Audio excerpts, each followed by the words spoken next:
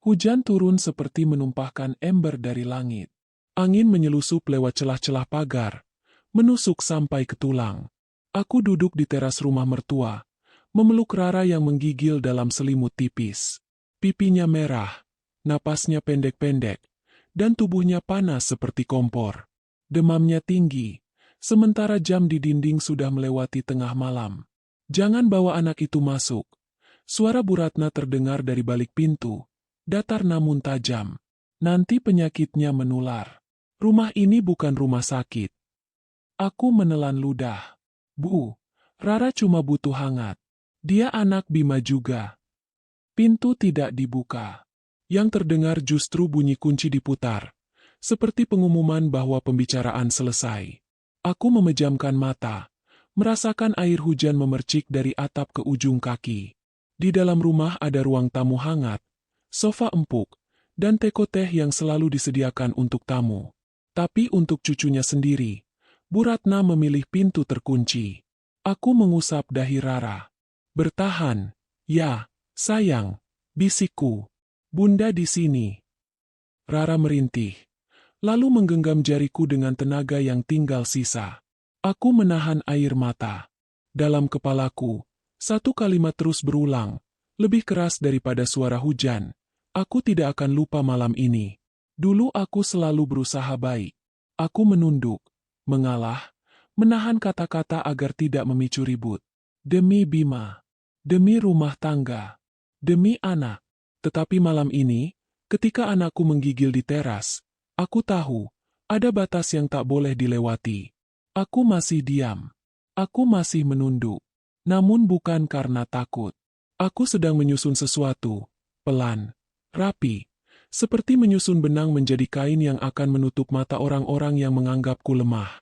Pukul 2 dini hari, Bima akhirnya pulang. Jaketnya basah, wajahnya lelah, tetapi matanya tidak langsung menatap Rara. Ia menatap pintu yang terkunci, lalu menatapku, seolah aku yang salah. "Kenapa kamu di luar?" tanyanya. Aku menahan napas. "Karena ibumu melarang Rara masuk." Bima mengetuk pintu. Bu, buka. Ini cucumu." Pintu terbuka sedikit. Wajah Bu Ratna muncul dengan sorot kesal. "Aku sudah bilang. Anak ini panas, bisa menular." Bima menghela napas, lalu memandangku lagi. "Kamu bisa bawa Rara ke klinik, kan?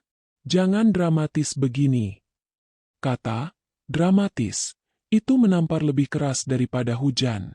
Seolah demam anakku hanyalah adegan yang kuskenariokan. Aku berdiri, kaki terasa kaku. "Baik, aku bawa." Bu Ratna menutup pintu tanpa rasa bersalah. Bima menyusulku, masih dengan wajah setengah kesal, setengah dingin. Di mobil, aku duduk di belakang, memeluk Rara. Lampu jalan berkilat di kaca. Aku memandang punggung Bima, lelaki yang dulu bersumpah akan menjagaku, lalu berkata pelan, sangat pelan, agar tidak terdengar Rara. "Malam ini aku belajar satu hal, Mas. Ada orang yang tidak akan berubah hanya karena kamu bersabar." Bima tidak menjawab. Ia menyalakan radio, seolah suara musik bisa menutup kenyataan. Di klinik, dokter berkata Rara harus diobservasi. Aku mengangguk, menandatangani kertas, membayar dengan uang yang kukumpulkan dari gaji kecilku. Bima berdiri di sudut, menatap ponsel, membalas pesan entah dari siapa. Saat Rara tertidur, aku duduk di bangku plastik, menatap lantai, lalu menatap pantulan wajahku di kaca. Wajah seorang perempuan yang selama ini menahan. Wajah yang malam ini menemukan arah. Aku tidak akan berteriak. Aku tidak akan menghancurkan rumah itu dengan amarah kasar. Aku akan membalas dengan cara yang tidak terlihat, tetapi terasa sampai ke tulang. Dan yang paling penting, aku akan memastikan penyesalan itu datang terlambat. Esoknya, Rara membaik. Demamnya turun, meski tubuhnya masih lemah. Aku membawa pulang anakku ke rumah kontrakan kecil kami, bukan ke rumah mertua. Bima tidak protes. Ia justru terlihat lega, seolah beban berkurang karena ia tak perlu memilih sisi. Aku menata obat di meja, menyiapkan bubur untuk Rara, lalu menatap amplop di laci. Amplop itu berisi dokumen yang selama ini kupikir tidak akan pernah kubuka. Fotokopi sertifikat rumah, surat-surat kendaraan, dan beberapa lembar rekening tabungan keluarga. Bima selalu berkata, semua atas namaku. Lebih praktis. Dan aku, yang ingin damai, mengangguk saja.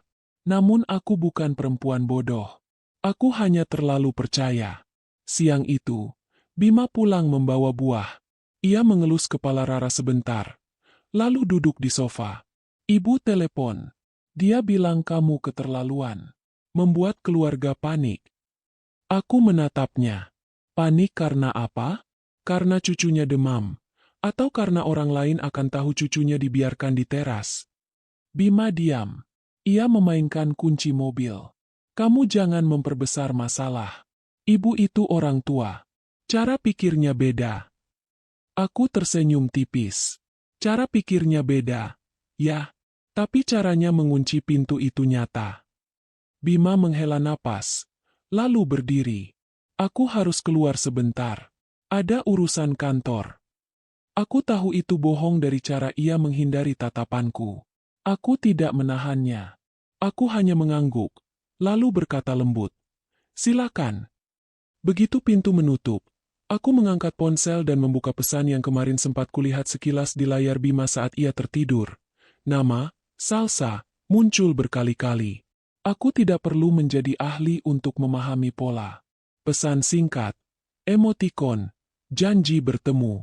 Dadaku seperti ditarik. Tetapi kali ini, rasa sakit itu tidak membuatku runtuh. Rasa sakit itu berubah bentuk menjadi sesuatu yang lebih dingin. Aku menghubungi satu orang yang sejak lama menawarkan bantuan. Pak Arman, pengacara teman kantor yang dulu pernah menolongku soal kontrak kerja. Ia bukan orang yang suka banyak bicara, tapi teliti dan tajam. Saya tidak minta cerai, kataku saat kami bertemu di kedai kopi sederhana. Belum. Saya hanya ingin tahu posisi saya.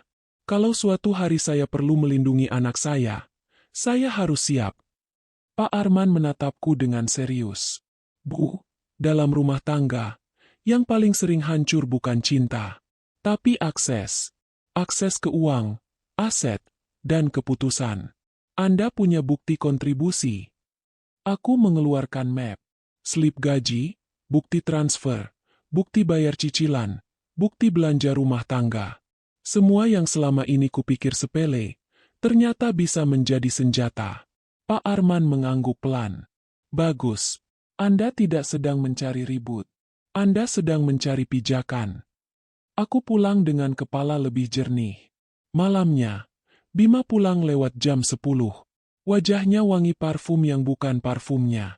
Ia menyapa Rara dengan suara ceria palsu. Aku hanya tersenyum, seolah tidak mencium apapun. Keesokan hari, Bu Ratna datang tanpa mengetuk. Ia masuk seperti pemilik rumah. Padahal rumah ini kontrakan. Kamu harus minta maaf, katanya tanpa basa-basi. Kamu mempermalukan keluarga. Kamu membuat Bima terlihat seperti suami yang tidak bisa mengatur istri. Aku menatapnya. Aku ingin mengingatkan tentang teras, tentang hujan, tentang demam Rara. Tetapi aku memilih diam. Karena aku sedang memegang kendali. Saya akan minta maaf kalau ibu juga minta maaf pada Rara. Jawabku pelan. Bu Ratna tertawa sinis. Anak kecil mana ingat. Jangan jadikan anak alasan untuk melawan. Aku mengangguk. Baik. Senyumku membuat Bu Ratna sedikit bingung. Ia seperti menunggu aku meledak. Tetapi aku tidak memberinya kepuasan itu. Ia pergi dengan wajah menang. Tanpa tahu bahwa aku baru saja menandai satu lagi alasan untuk melangkah. Malam itu, saat Bima tertidur, aku membuka laptop dan membuat folder bernama Rara. Aku menyimpan semua bukti, rapi, tanggal demi tanggal. Aku tidak ingin balas dendam yang kacau. Aku ingin balas dendam yang elegan, yang membuat orang-orang yang menertawakan rasa sakitku terpaksa menelan ludah. Aku menatap wajah Rara yang tidur di sampingku. Anak itu masih kecil, masih percaya dunia aman. Aku membelai rambutnya. Bunda akan membuat dunia lebih aman buat kamu, bisikku. Bukan dengan teriak, tapi dengan langkah yang tepat. Hari-hari berikutnya berjalan seperti biasa di permukaan. Bima tetap pergi, Bu Ratna tetap merasa berkuasa, dan aku tetap terlihat sebagai menantu yang mulai patuh lagi. Aku memasak, aku menyapa, aku bahkan mengirimkan buah ke rumah Bu Ratna seminggu sekali. Itu membuat mereka lengah. Dalam diam, aku melakukan dua hal. Pertama, aku memperkuat pijakan finansialku. Aku membuka rekening atas namaku sendiri, memindahkan sebagian gajiku, dan mengurangi ketergantungan pada rekening keluarga. Kedua, aku mengumpulkan saksi. Saksi bukan hanya orang yang melihat. Saksi adalah orang yang bisa bicara ketika semua orang mencoba membungkam. Aku mendekati tetangga rumah mertua, Bu Sari, yang malam itu sempat melihatku di teras. Ia tidak ikut campur, tapi aku melihat matanya penuh simpati. Saya tidak mau meributkan, kataku suatu sore, saat aku mengantar kue. Tapi kalau suatu hari saya butuh bantuan, boleh saya minta ibu mengatakan apa yang ibu lihat malam itu? Bu Sari terdiam sebentar, lalu mengangguk. Saya lihat kamu memeluk anakmu sampai subuh. Saya dengar Bu Ratna teriak-teriak dari dalam. Kalau kamu butuh, saya bicara. Aku berterima kasih, menahan rasa haru. Sementara itu, hubungan Bima dan Salsa makin jelas. Aku tidak menguntit. Aku tidak perlu. Bima ceroboh. Ia menyimpan foto di ponsel, menyimpan jadwal bertemu di kalender, bahkan pernah salah menyebut nama. Kamu mau teh, Sal? Ia berhenti, menelan kata. Maksudku, Sai. Aku menatapnya sambil menuang teh, lalu tersenyum. Mau gula berapa, Mas? Bima menatapku curiga. Ia seperti mencari ledakan. Dan karena tidak menemukan, ia merasa aman. Bu Ratna juga merasa aman. Ia bahkan mulai merencanakan sesuatu yang membuatku muak. Acara keluarga besar untuk menguatkan nama baik setelah drama klinik kemarin. Ia menyebutnya syukuran ulang tahun pernikahan Bima dan aku. Akan ada saudara-saudara. Akan ada teman kantor Bima. Kamu harus tampil manis, katanya. Aku mengangguk. Baik, Bu. Di dalam kepalaku, aku tersenyum. Tempat terbaik untuk panggung. Tempat terbaik untuk membuat topeng jatuh. Aku menemui Pak Arman lagi. Saya tidak ingin mempermalukan orang, kataku. Saya hanya ingin keluar dengan kepala tegak dan memastikan anak saya aman. Pak Arman menatap dokumen yang kubawa. Anda sudah punya cukup untuk memperjuangkan hak asuh. Anda juga punya bukti pengabaian. Tapi saya sarankan, jangan bergerak sebelum Anda siap mental. Ini akan mengguncang. Aku mengangguk. Saya siap. Dalam perjalanan pulang, aku membeli sebuah kotak kecil. Isinya bukan perhiasan mahal. Isinya flash disk. Flash disk yang kelak menjadi kunci. Aku menyimpannya di tempat yang tidak akan mereka curigai. Dalam kotak mainan Rara, di bawah boneka yang sudah sobek. Malam sebelum acara, Bu Ratna datang lagi untuk mengatur. Ia memeriksa baju yang akan kupakai, memilihkan warna, bahkan mengomentari riasanku. Kamu jangan kelihatan kusut. Istri harus menjaga martabat suami, katanya. Aku menatapnya di cermin. Iya, Bu. Ia tersenyum puas. Ia tidak melihat mataku. Ia tidak tahu. Martabat suami yang ia maksud akan runtuh bukan karena aku kusut, tapi karena mereka sendiri menumpuk kebohongan. Malam itu, Bima menerima telepon. Aku mendengar suaranya mengecil di balkon. Tergesa.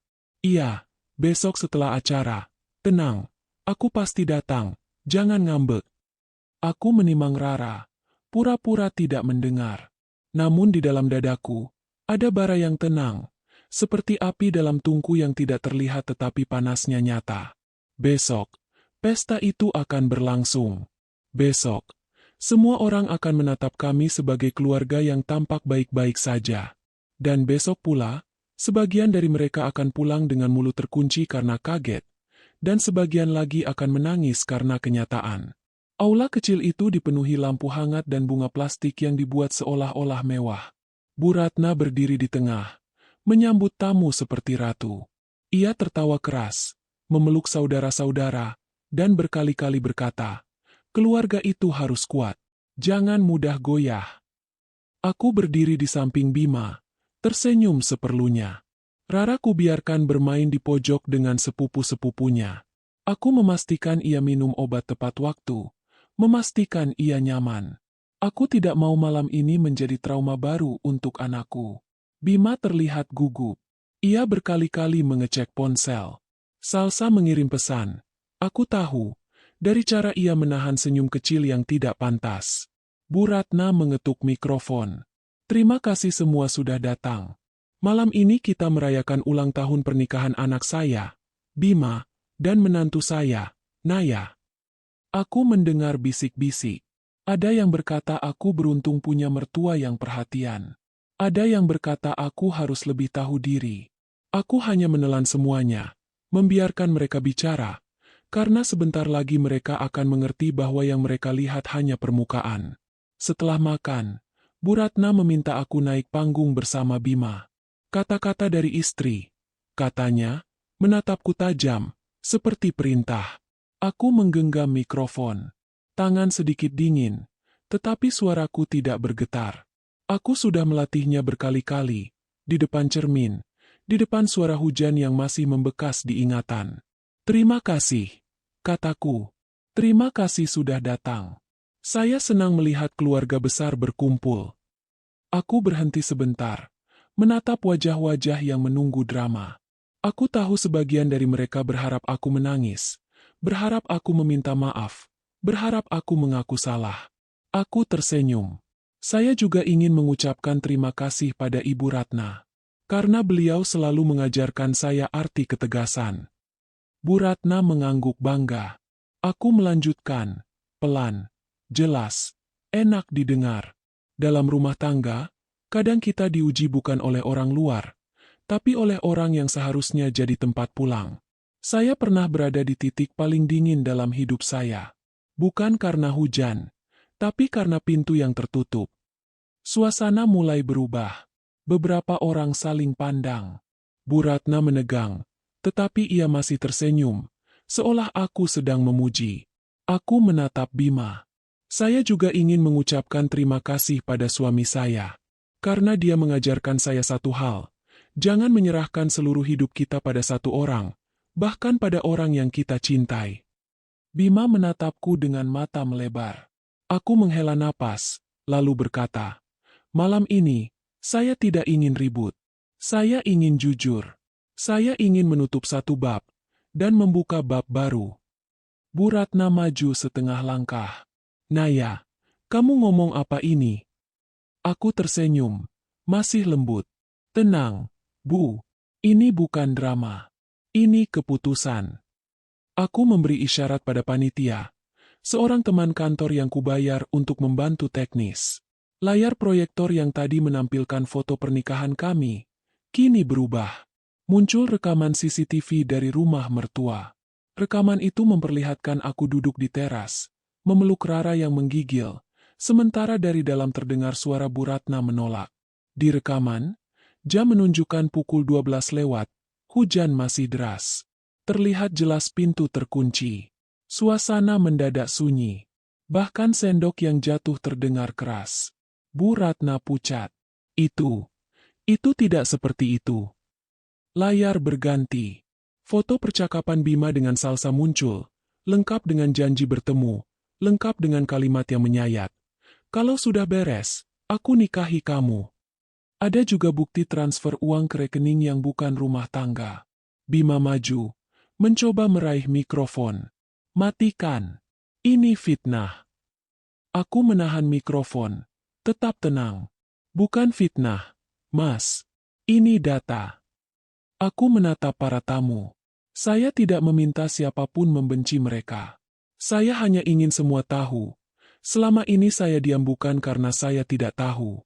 Saya diam karena saya menunggu waktu yang tepat. Bu Ratna hampir jatuh, ditahan oleh saudaranya. Wajahnya merah, matanya berkaca-kaca, bukan karena malu saja, Tetapi karena statusnya runtuh di depan orang-orang yang selama ini ia atur, Bima berkeringat. Ia menatapku seperti melihat orang asing. Aku menunduk sebentar, lalu berkata dengan jelas, "Mulai malam ini, saya dan anak saya tidak akan tinggal di bawah kendali siapapun yang menganggap kami bisa dibuang ke teras. Saya sudah mengurus semuanya secara hukum. Saya hanya memberitahu." Aku turun dari panggung. Rara ku peluk, ku bisikan, "Kita pulang." Namun sebelum aku melangkah keluar, Bu Ratna memanggil, suaranya pecah. "Kamu puas? Kamu mempermalukan kami." Aku menatapnya, tanpa marah, tanpa senyum berlebihan.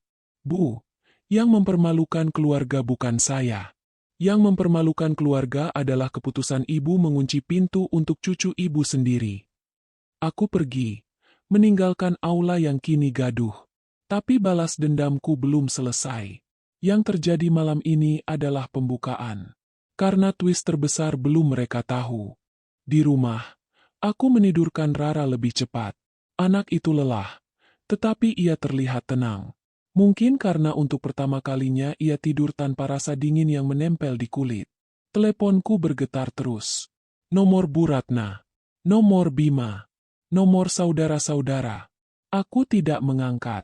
Pak Arman sudah bilang, setelah langkah pertama, jangan terprovokasi oleh panik mereka.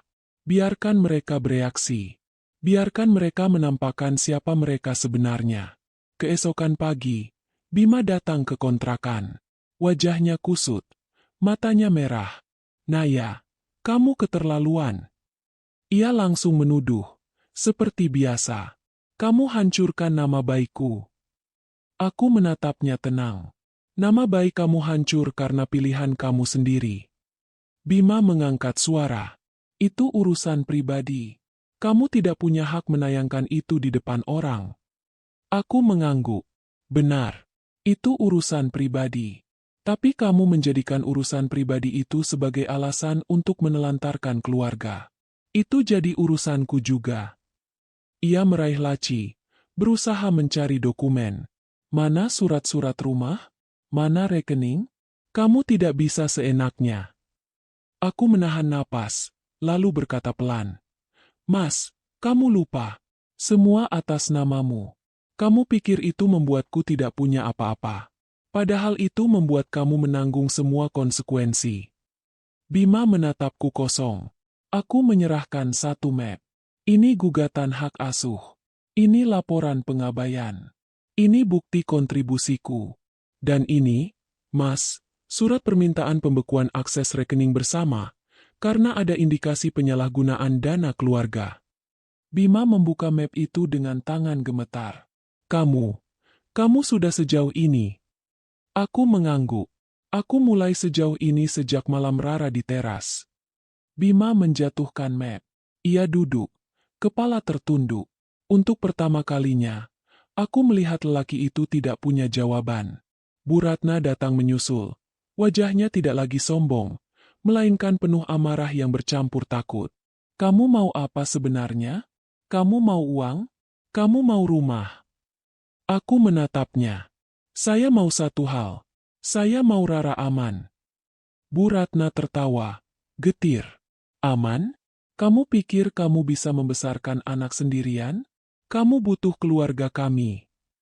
Aku menahan senyum. "Bu, keluarga bukan tempat yang mengunci pintu."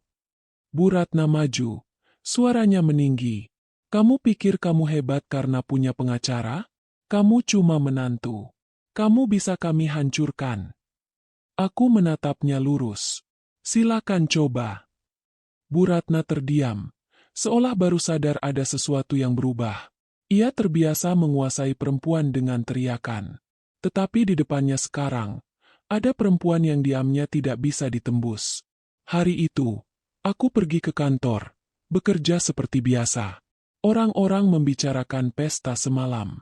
Ada yang memandangku kagum, ada yang memandangku sinis. Aku tidak peduli. Aku hanya ingin menyelesaikan satu hal lagi. Hal yang membuat balas dendam ini benar-benar elegan. Di siang hari, Pak Arman menelpon. "Bu Naya, hasil mediasi pertama kemungkinan akan memihak Anda." Tapi ada satu hal. Pihak suami Anda mengajukan klaim bahwa Anda tidak stabil.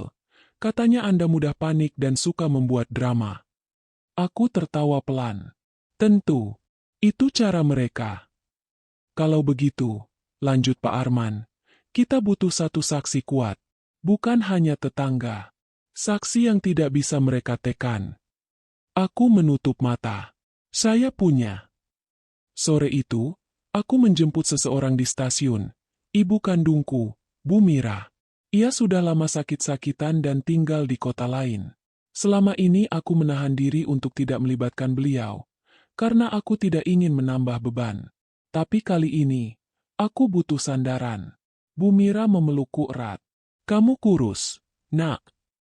Aku tersenyum. Aku baik, Bu. Sekarang aku baik. Di mobil, Bu Mira menatapku. Kamu akhirnya berani. Aku mengangguk. Aku tidak berani untuk diriku. Aku berani untuk Rara. Bu Mira memegang tanganku. Kalau begitu, lakukan dengan hati bersih. Balas dendam paling tajam adalah keadilan. Aku terdiam. Kata, keadilan, itu menancap. Dan aku tahu, twist yang kusiapkan bukan untuk menghancurkan mereka semata, melainkan untuk membuat mereka menatap cermin. Sidang pertama berlangsung tegang. Bima datang dengan pengacara, dengan wajah seolah korban. Bu Ratna duduk di belakang, menatapku penuh kebencian. Aku datang bersama Pak Arman dan Bu Mira. Aku memakai baju sederhana, rapi, tidak mencolok. Aku tidak ingin terlihat seperti sedang perang. Aku ingin terlihat seperti ibu yang hanya ingin melindungi anaknya. Hakim mendengarkan. Bukti ditampilkan. Rekaman teras. Pesan perselingkuhan. Bukti transfer. Saksi Busari menjelaskan apa yang ia lihat. Suaranya gemetar, tetapi jelas. Bu Ratna mencoba menyangkal. Ia menyebut aku dramatis, menyebut aku berlebihan, menyebut aku ingin uang. Tetapi setiap kata Bu Ratna terdengar hampa ketika rekaman ditunjukkan. Bima menunduk. Untuk pertama kalinya, ia tidak bisa menyelamatkan diri dengan alasan, ibu saya orang tua. Setelah sidang, di lorong pengadilan, Bu Ratna menghampiriku. Wajahnya pucat. Kamu puas sekarang? Aku menatapnya. Belum. Bu Ratna terkejut. Apa lagi? Aku menarik napas. Bu, saya tahu ibu selalu ingin menjaga nama keluarga. Tapi selama ini, ibu menjaga nama dengan mengorbankan orang lain. Saya akan membuat ibu memahami rasanya. Bu Ratna tertawa sinis. Tapi tawanya pecah di tengah. Kamu mau apa? Kamu mau aku minta maaf?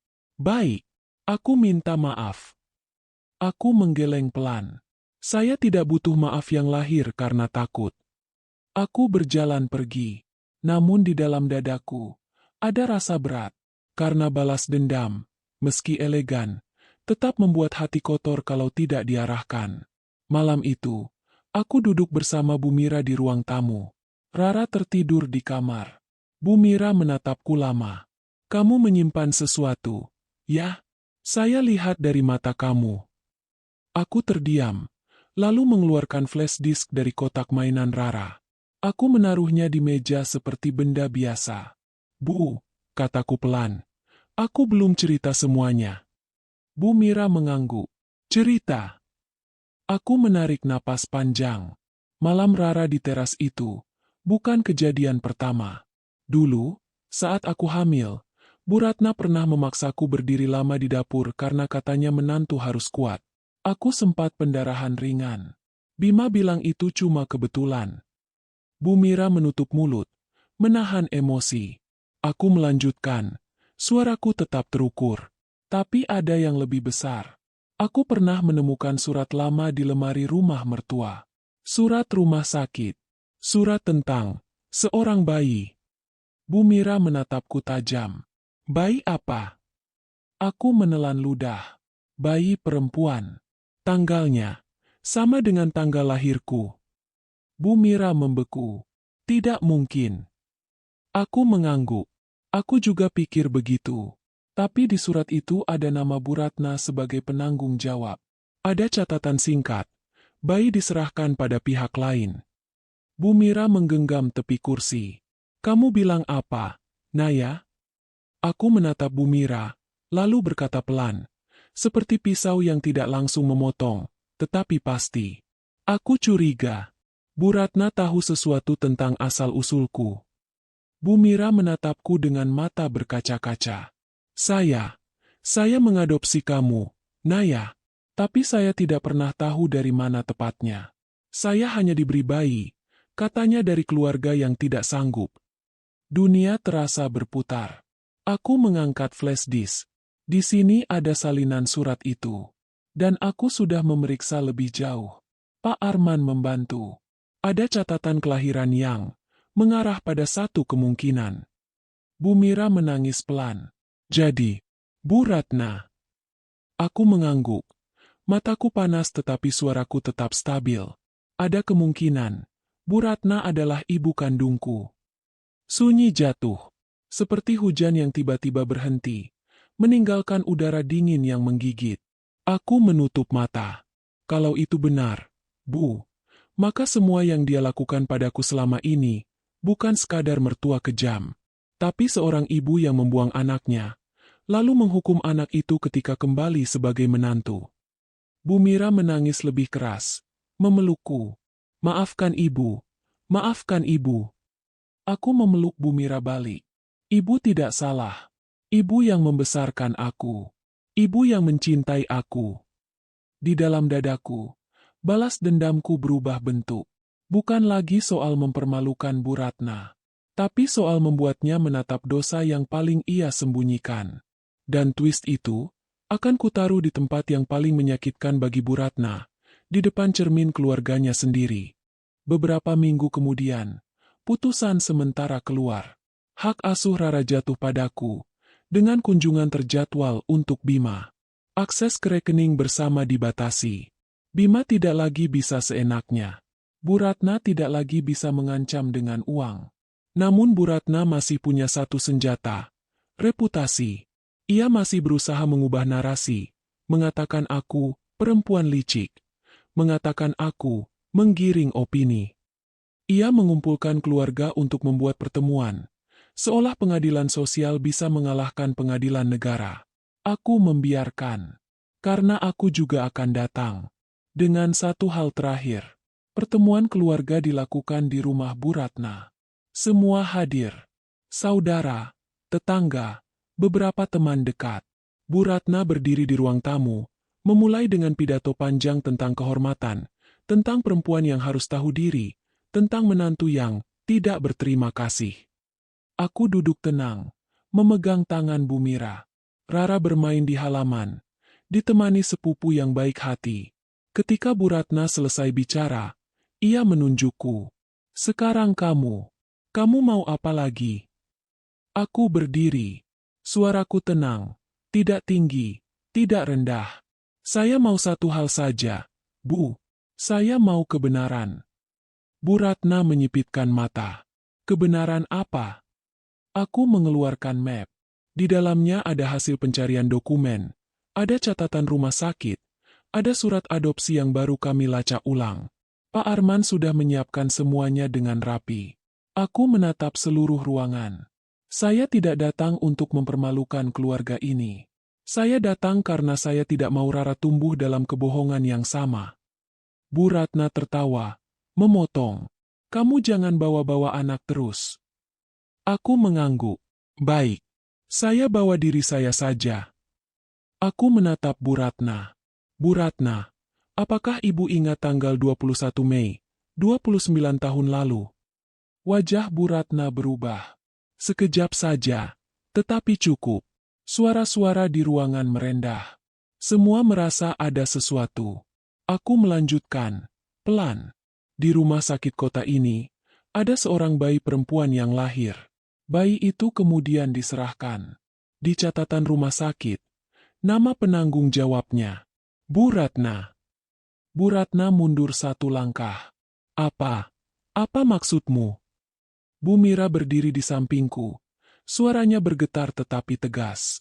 Naya adalah anak yang saya adopsi. Saya membesarkannya.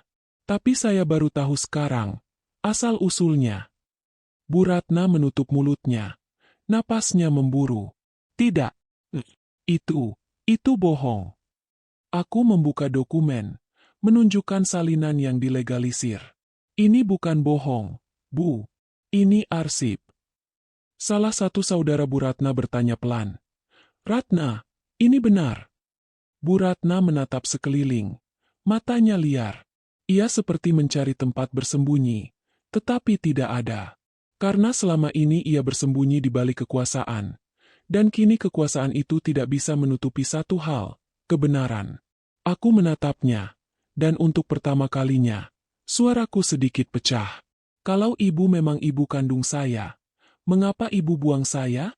Lalu mengapa ketika saya kembali sebagai menantu, ibu memperlakukan saya seperti musuh? Bu Ratna terdiam. Bibirnya bergetar. Wajahnya runtuh. Semua kebengisan yang biasanya ia pakai sebagai topeng, jatuh seperti ket yang terkelupas. Ia duduk perlahan, seperti kehilangan tenaga. Aku takut, katanya lirih. Takut apa? Tanya salah satu saudaranya. Bu Ratna menutup wajah, menangis. Aku hamil di luar nikah. Aku malu. Aku takut ayah Bima tahu. Aku takut keluarga mencoret namaku. Jadi, aku buang bayi itu. Ruangan hening. Beberapa orang menutup mulut. Ada yang menarik napas panjang. Ada yang menatap Bu Ratna dengan campuran jijik dan kasihan. Bu Ratna menatapku. Mata merah. Aku tidak tahu kamu akan kembali. Aku tidak tahu kamu akan jadi menantuku. Tapi saat aku lihat kamu, aku marah. Kamu mengingatkanku pada dosa yang kupendam. Aku menahan napas. Jadi ibu menghukum saya. Karena ibu tidak sanggup menghukum diri sendiri. Bu Ratna menangis lebih keras. Maaf. Aku memejamkan mata. Dalam diriku ada dua gelombang, sakit dan lega. Balas dendam eleganku bukan membuat Bu Ratna jatuh karena video atau pesta saja. Balas dendamku membuatnya jatuh oleh dosa yang ia simpan sendiri. Aku menatap seluruh keluarga. Saya tidak meminta kalian memilih saya atau Bu Ratna. Saya hanya meminta satu hal. Jangan lagi menutup mata saat anak kecil dibiarkan dingin di teras. Jangan lagi membungkus kejahatan dengan kata, keluarga. Bu Ratna merangkak mendekat, mencoba memegang kakiku. Naya, jangan bawa Rara pergi. Itu cucuku. Aku menunduk, memandangnya. Bu, Rara cucu ibu. Ya, tapi malam itu, Rara tetap dibiarkan di luar. Cinta bukan klaim. Cinta itu tindakan. Bu Ratna menangis. Tubuhnya gemetar. Aku menyesal. Aku menyesal. Aku mengangguk pelan. Saya percaya ibu menyesal. Tapi penyesalan tidak bisa menghapus hujan yang sudah jatuh. Aku melangkah ke halaman, memanggil Rara. Anak itu berlari memelukku. Kita pulang. Ya, nak, kataku. Di belakang, suara Bu Ratna pecah dalam isak yang panjang, bukan lagi karena malu pada orang lain, tetapi karena kalah oleh kebenaran. Aku berjalan keluar rumah itu dengan langkah ringan. Aku tidak membawa kebencian sebagai beban. Aku membawa satu keputusan, hidup baru, tanpa pintu terkunci untuk anakku. Dan untuk pertama kalinya, hujan di ingatanku terasa selesai.